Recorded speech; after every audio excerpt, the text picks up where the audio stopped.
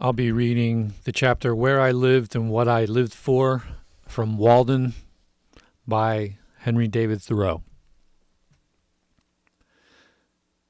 At a certain season of our life, we are accustomed to consider every spot as the possible site of a house. I have thus surveyed the country on every side within a dozen miles of where I live. In imagination, I have bought all the farms in succession, for all were to be bought, and I knew their price. I walked over each farmer's premises, tasted his wild apples, discoursed on husbandry with him, took his farm at his price, at any price, mortgaging it to him in my mind, even put a higher price on it, took everything but a deed of it, took his word for his deed, for I dearly love to talk, cultivated it, and him too to some extent, I trust, and withdrew when I had enjoyed it long enough, leaving him to carry it on. This experience entitled me to be regarded as a sort of real estate broker by my friends. Wherever I sat, there I might live, and the landscape radiated from me accordingly. What is a house but a sedes, a seat? Better if a country seat. I discovered many a site for a house not likely to be soon improved, which some might have thought too far from the village, but to my eyes the village was too far from it. Well, there I might live, I said, and there I did live for an hour, a summer, and a winter life, saw how I could let the years run off, buffet the winter through, and see the spring come in. The future inhabitants of this region, wherever they may place their houses, may be sure that they have been anticipated. An afternoon sufficed to lay out the land into orchard, woodlot, and pasture, and to decide what fine oaks or pines should be left to stand before the door, and whence each blasted tree could be seen to the best advantage. And then I let it lie, fallow, perchance for a man is rich in proportion to the number of things which he can afford to let alone. My imagination carried me so far that I even had the refusal of several farms. The refusal was all I wanted, but I never got my fingers burned by actual possession.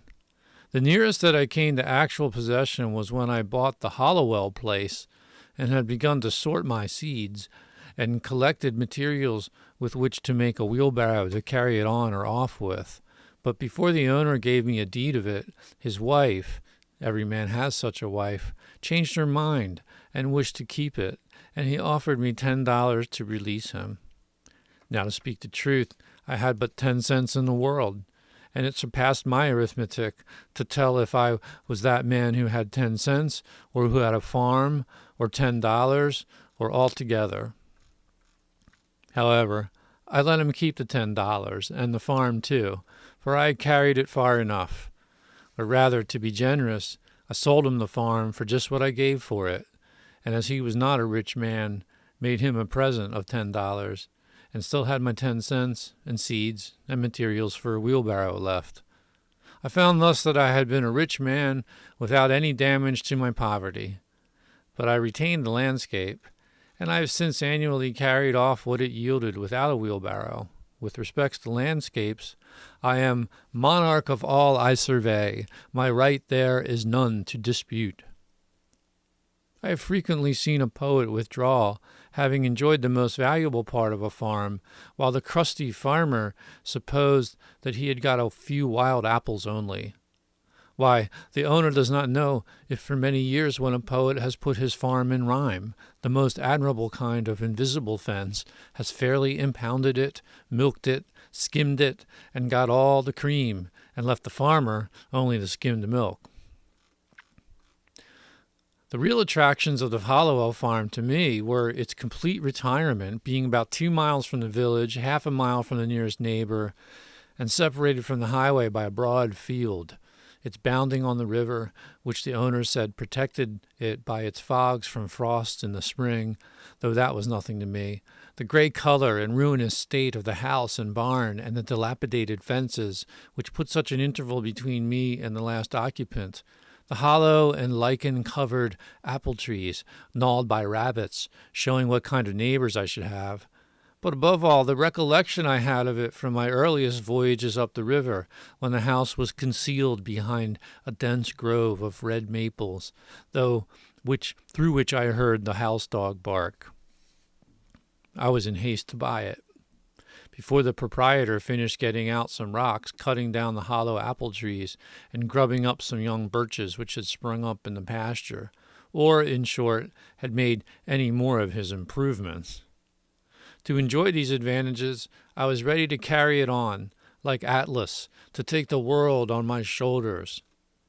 I have never heard what compensation he received for that, and do all those things which had no other motive or excuse but that I might pay for it and be unmolested in my possession of it.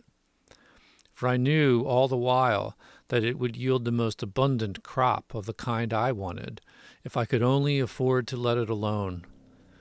But it turned out as I have said. All that I could say, then, with respect to farming on a large scale, I have always cultivated a garden, was that I had my seeds ready. Many think that seeds improve with age.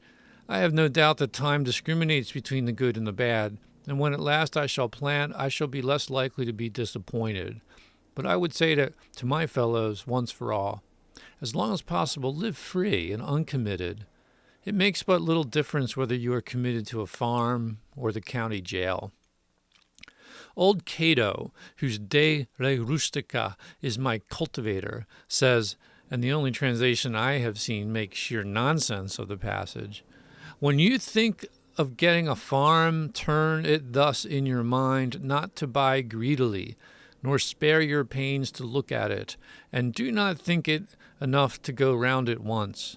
The oftener you go there, the more it will please you, if it is good." I think I shall not buy greedily, but go round and round it as long as I live, and be buried in it first, that it may please me the more at last. The present was my next experiment of this kind, which I purpose to describe more at length. For convenience, putting the experience of 2 years into one. As I have said, I do not propose to write an ode to dejection, but to brag as lustily as Chanticleer in the morning, standing on his roost, if only to wake my neighbors up. When first I took up my abode in the woods, that is, began to spend my nights as well as days there, which by accident was on Independence Day, or the 4th of July, 1845, my house was not finished for winter, but was merely a defense against the rain, without plastering or chimney, the walls being of rough, weather-stained boards with wide chinks, which made it cool at night. The upright white-hewn studs and freshly planed door and window casings gave it a clean and airy look, especially in the morning, when its timbers were saturated with dew, so that I fancied that by noon some sweet gum would exude from them. To my imagination it retained throughout the day more or less of this auroral character, reminding me of a certain house on a mountain which I had visited a year before. This was an airy and unplastered cabin, fit to entertain a traveling god, and where a goddess might trail her garments. The winds which passed over my dwelling were such as sweep over the ridges of mountains, bearing the broken strains or celestial parts only of terrestrial music. The morning wind forever blows, the poem of creation is uninterrupted, but few are the ears that hear it. Olympus is but the outside of the earth everywhere. The only house I had been the owner of before, if I except a boat, was a tent, which I used occasionally when making excursions in the summer, and this is still rolled up in my garret, but the boat, after passing from hand to hand, has gone down the stream of time. With this more substantial shelter about me, I had made some progress towards settling in the world. This frame, so slightly clad, was a sort of crystallization around me, and reacted on the builder. It was suggestive somewhat as a picture in outlines. I did not need to go outdoors to take the air, for the atmosphere within had lost none of its freshness. It was not so much within doors as behind a door where I sat, even in the rainiest weather. The Harivansa says, "An abode without birds is like a meat without seasoning." Such was not my abode, for I found myself suddenly neighbor to the birds, not by having imprisoned one, but having caged myself near them. I was not only nearer to some of those which commonly frequent the garden and the orchard, but to those smaller and more thrilling songsters of the forest, which never or rarely serenade a villager, the wood thrush, the veery, the scarlet tanager, the field sparrow, the whippoorwill, and many others. I was seated by the shore of a small pond about 1.5 miles south of the village of Concord, and somewhat higher than it in the midst of an extensive wood between that town and Lincoln, and about 2 miles south of that our only field known to fame, Concord Battleground. But I was so low in the woods that the opposite shore, 1/2 mile off, like the rest, covered with wood, was my most distant horizon.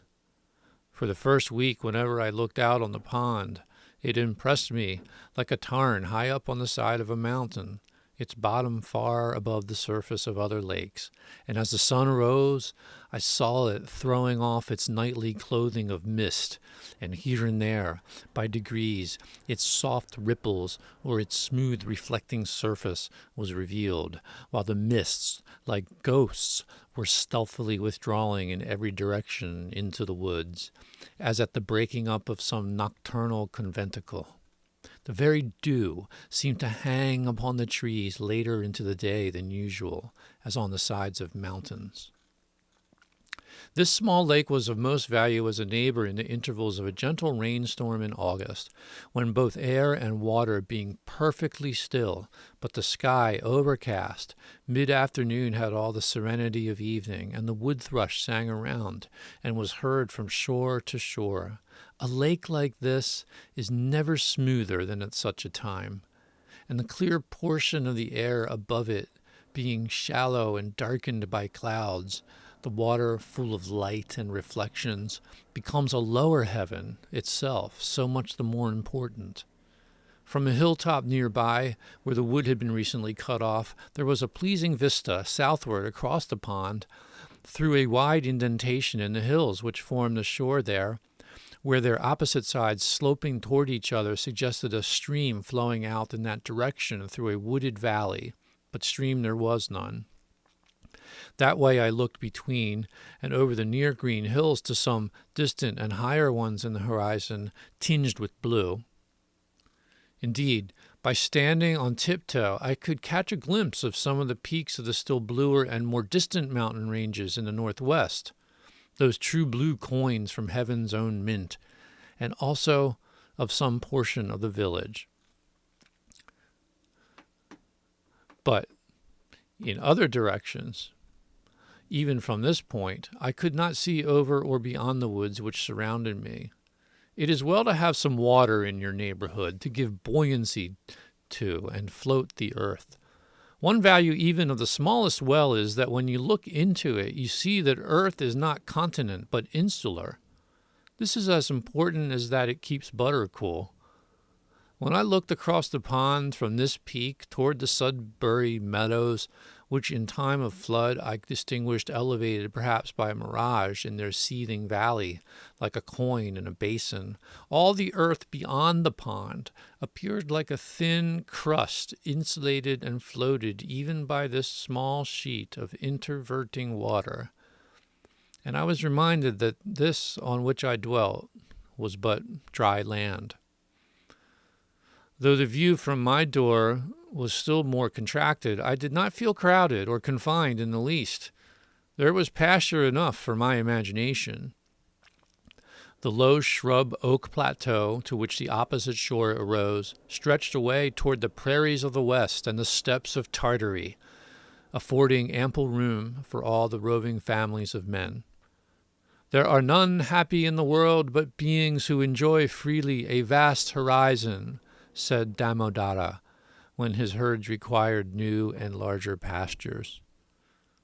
Both place and time were changed, and I dwelt nearer to those parts of the universe and to those eras in history which had most attracted me. Where I lived was as far off as many a region viewed nightly by astronomers. We are wont to imagine rare and delectable places in some remote and more celestial corner of the system, behind the constellation of Cassiopeia's chair, far from noise and disturbance. I discovered that my house actually had its site in such a withdrawn, but forever new and unprofaned part of the universe. If it were worth the while to settle in those parts near to the Pleiades or the Hyades, to Aldebaran or Altair, then I was really there, or at an equal remoteness from the life which I had left behind, dwindled and twinkling with as fine a ray to my nearest neighbor, and to be seen only in moonless nights by him. Such was that part of creation where I had squatted.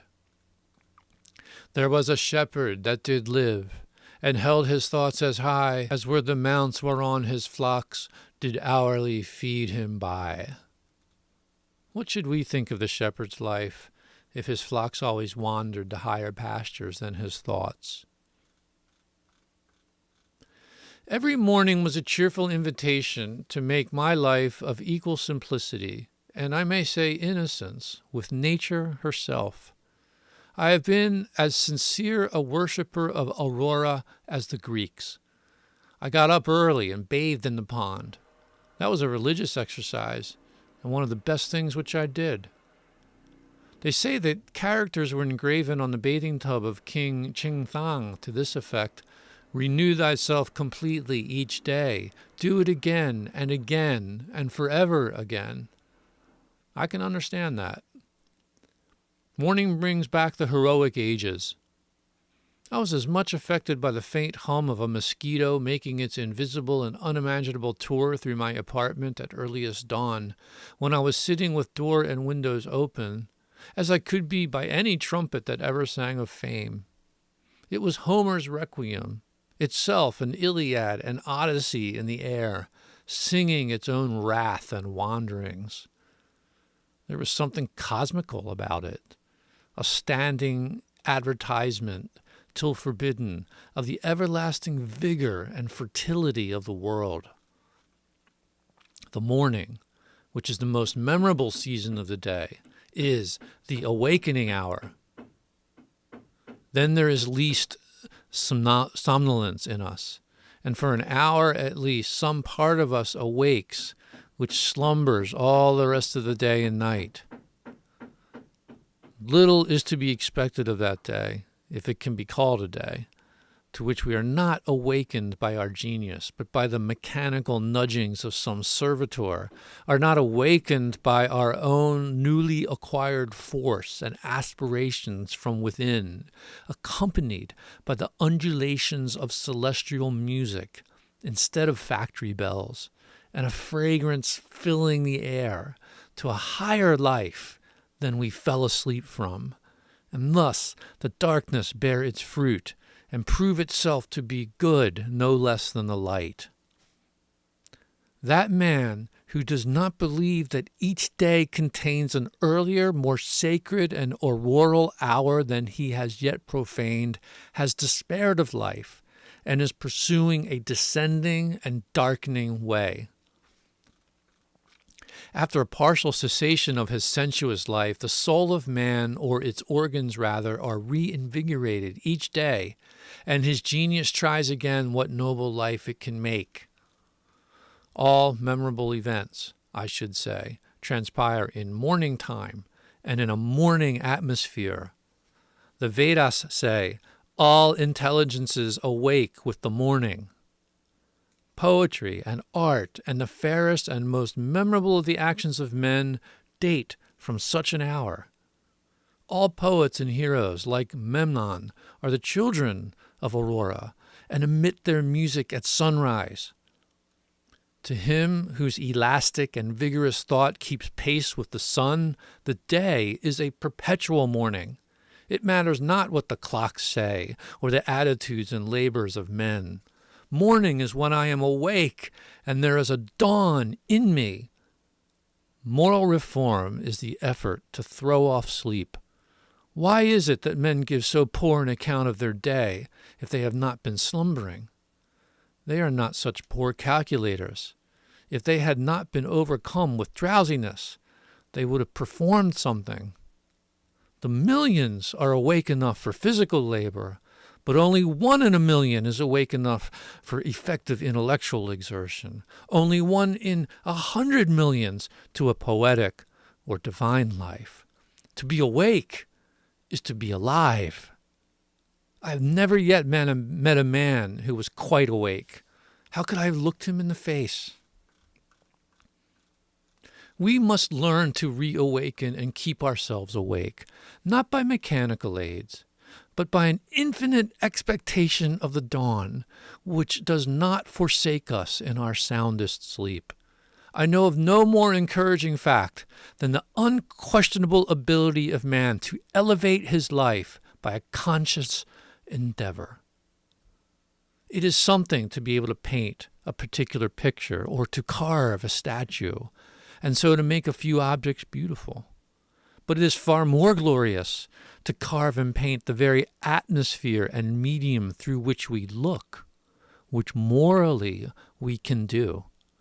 To affect the quality of the day, that is the highest of arts. Every man is tasked to make his life, even in its details, worthy of the contemplation of his most elevated and critical hour. If we refused, or rather used up such paltry information as we get, the oracles would distinctly inform us how this might be done. I went to the woods because I wished to live deliberately, to front only the essential facts of life, and see if I could not learn what it had to teach, and not when I came to die, discover that I had not lived. I did not wish to live what was not life. Living is so dear. Nor did I wish to practice resignation, unless it was quite necessary. I wanted to live deep and suck out all the marrow of life, to live so sturdily and Spartan-like as to put to rout all that was not life, to cut a broad swath and shave close, to drive life into a corner and reduce it to its lowest terms. And if it proved to be mean, why then to get the whole and genuine meanness of it and publish its meanness to the world. Or, if it were sublime, to know it by experience and be able to give a true account of it in my next excursion.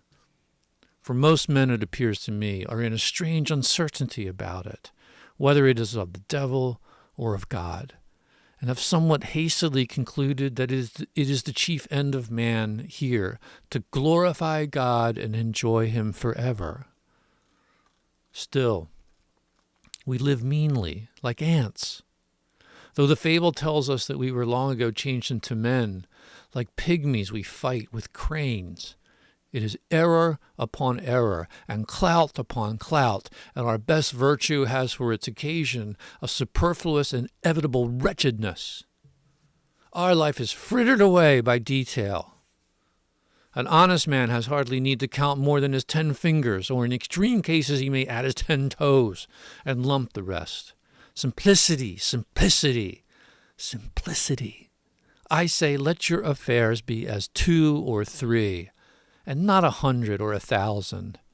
Instead of 1,000,000, count 6, and keep your accounts on your thumbnail. In the midst of this chopping sea of civilized life, such are the clouds and storms and quicksands and 1,001 items to be allowed for, that a man has to live, if he would not founder and go to the bottom and not make his port at all by dead reckoning, and he must be a great calculator indeed who succeeds. Simplify, simplify. Instead of 3 meals a day, if it be necessary, eat but 1. Instead of 100 dishes, 5, and reduce other things in proportion. Our life is like a German confederacy made up of petty states with its boundary forever fluctuating, so that even a German cannot tell you how it is bounded at any moment. The nation itself, with all its so-called internal improvements, which, by the way, are all external and superficial, is just such an unwieldy and overgrown establishment, cluttered with fernery and heedless expense, by want of calculation and a worthy aim, as the million households in the land. And the only cure for it, as for them, is in a rigid economy, a stern and more than Spartan simplicity of life, an elevation of purpose. It lives too fast. Men think that it is essential that the nation have commerce and export ice and talk through a telegraph and ride 30 miles an hour without a doubt, whether they do or not. But whether we should live like baboons or like men is a little uncertain. If we do not get out sleepers and forge rails and devote days and nights to the work, but go to tinkering upon our lives to improve them, who will build railroads? And if railroads are not built, how shall we get to heaven in season? But if we stay at home and mind our business, who will want railroads? We do not ride on the railroad. It rides upon us. Did you ever think what those sleepers are that underlie the railroad? Each one is a man, an Irishman or a Yankee man. The rails are laid on them, and they are covered with sand, and the cars run smoothly over them. They are sound sleepers, I assure you. And every few years, a new lot is laid down and run over, so that if some have the pleasure of riding on a rail, others have the misfortune to be ridden upon. And when they run over a man that is walking in his sleep, a supernumerary sleeper in the wrong position, and wake him up, they suddenly stop the cars and make a hue and cry about it as if this were an exception. I am glad to know that it takes a gang of men for every 5 miles to keep the sleepers down and level in their beds as it is, for this is a sign that they may sometime get up again. Why should we live with such hurry and waste of life? We are determined to be starved before we are hungry. Men say that a stitch in time saves 9, and so they take 1,000 stitches today to save 9 tomorrow. As for work, we haven't any of any consequence. We have the St. Vitus's dance and cannot possibly keep our heads still. If I should only give a few pulls at the parish bell rope, as for a fire, that is, without setting the bell, there is hardly a man on his farm in the outskirts of Concord, notwithstanding that press of engagements which was his excuse so many times this morning, nor a boy nor a woman, I might almost say, but would forsake all and follow that sound, not mainly to save property from the flames, but, if we will confess the truth, much more to see it burn, since burn it must. And we, be it known, did not set it on fire, or to see it put out, and have a hand in it, if that is done as handsomely, yes, even if it were the parish church itself. Hardly a man takes a half-hour's nap after dinner, but when he wakes he holds up his head and asks, "What's the news?" as if the rest of mankind had stood his sentinels. Some give directions to be waked every half hour, doubtless for no other purpose. And then, to pay for it, they tell what they have dreamed. After a night's sleep, the news is as indispensable as the breakfast. "Pray, tell me anything new that has happened to a man anywhere on this globe." And he reads it over his coffee and rolls, that a man has had his eyes gouged out this morning on the Wachito River, never dreaming the while that he lives in the dark, unfathomed mammoth cave of this world, and has but the rudiment of an eye himself. For my part, I could easily do without the post office. I think that there are very few important communications made through it. To speak critically, I'd never received more than 1 or 2 letters in my life, I wrote this some years ago, that were worth the postage. The penny post is commonly an institution through which you seriously offer a man that penny for his thoughts, which is so often safely offered in jest. And I am sure that I never read any memorable news in a newspaper. If we read of one man robbed or murdered or killed by accident, or one house burned, or one vessel wrecked, or one steamboat blown up, or one cow run over on the Western Railroad, or one mad dog killed, or one lot of grasshoppers in the winter, we never need read of another. One is enough. If you are acquainted with the principle, what do you care for a myriad instances and applications? To a philosopher, all news, as it is called, is gossip, and they who edit and read it are old women over their tea. Yet not a few are greedy after this gossip. There was such a rush, as I hear the other day at one of the offices, to learn the foreign news by the last arrival, that several large squares of plate glass belonging to the establishment were broken by the pressure. News which I seriously think a ready wit might write a 12-month or 12 years beforehand with sufficient accuracy.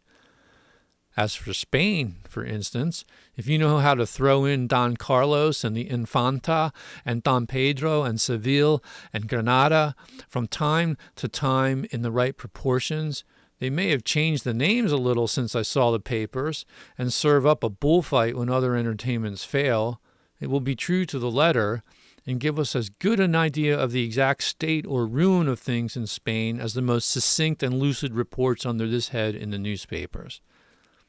And as for England, almost the last significant scrap of news from that quarter was the Revolution of 1649, and if you have learned the history of her crops for an average year, you never need attend to that thing again, unless your speculations are of a merely pecuniary character. If one may judge who rarely looks into the newspapers, nothing new does ever happen in foreign parts, a French Revolution not excepted.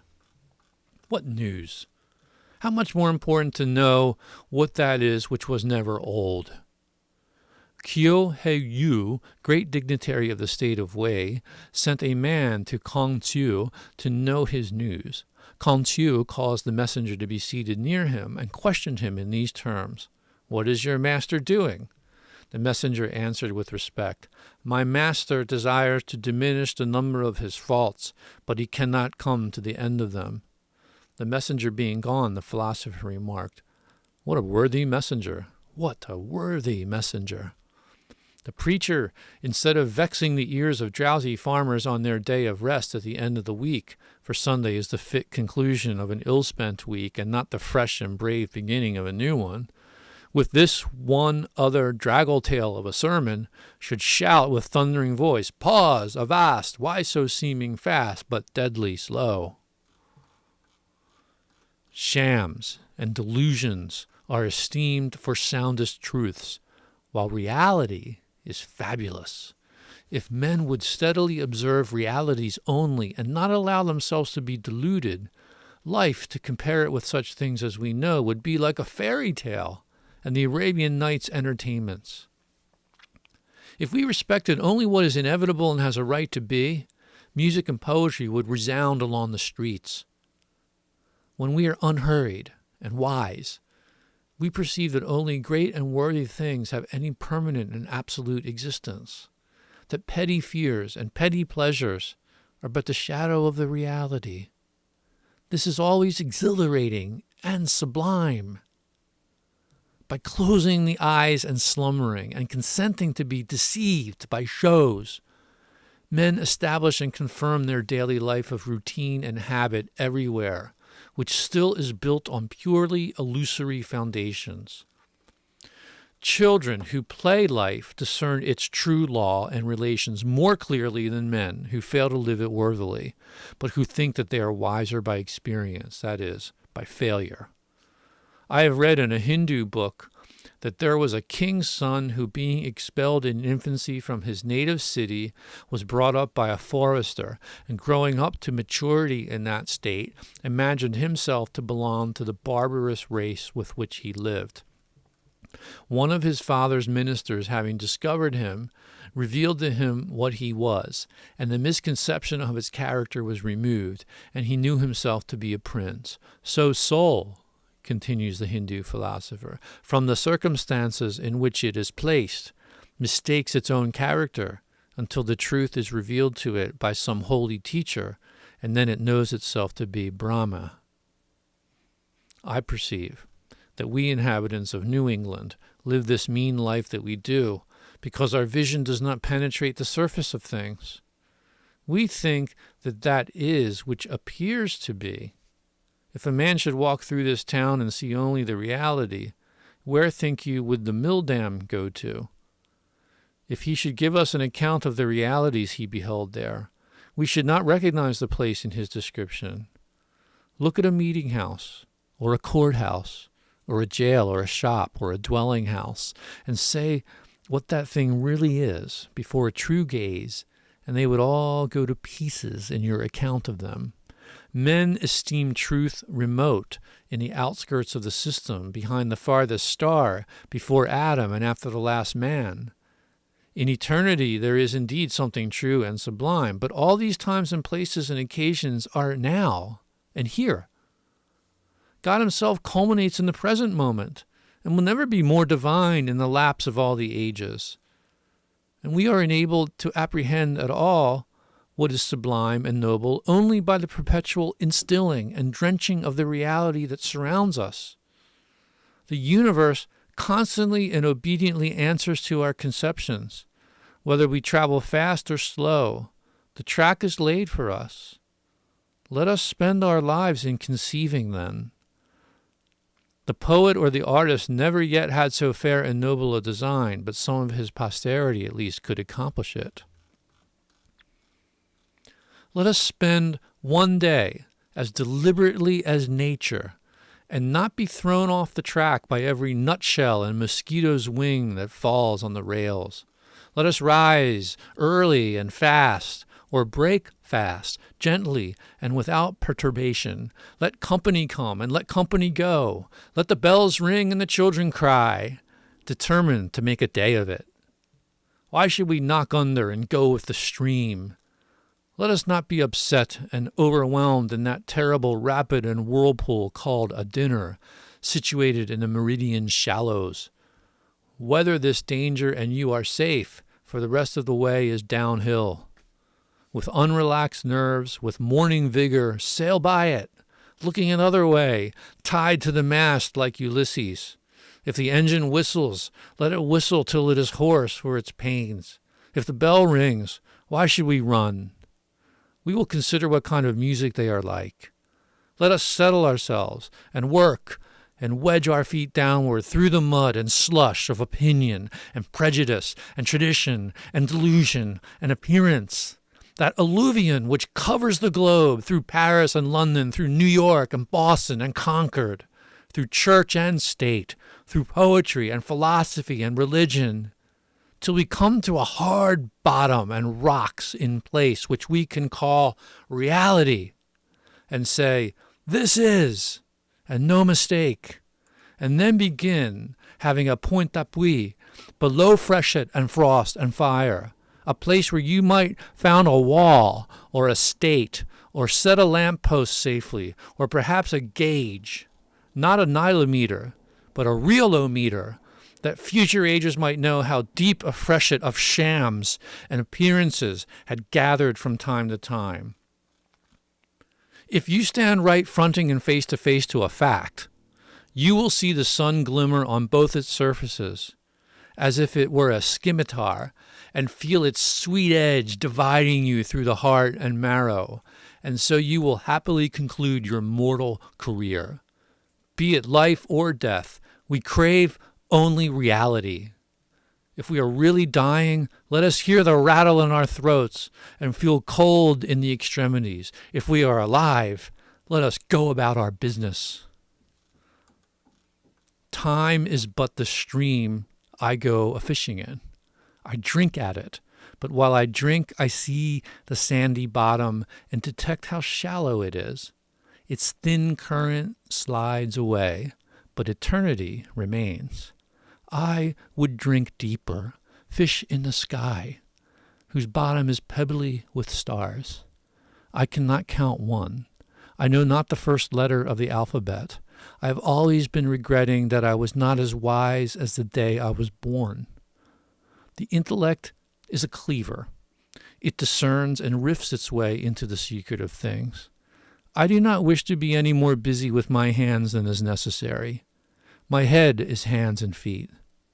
I feel all my best faculties concentrated in it. My instinct tells me that my head is an organ for burrowing, as some creatures use their snout and forepaws, and with it I would mine and burrow my way through these hills. I think that the richest vein is somewhere hereabouts, so by the divining rod and thin rising vapors I judge, and here I will begin to mine.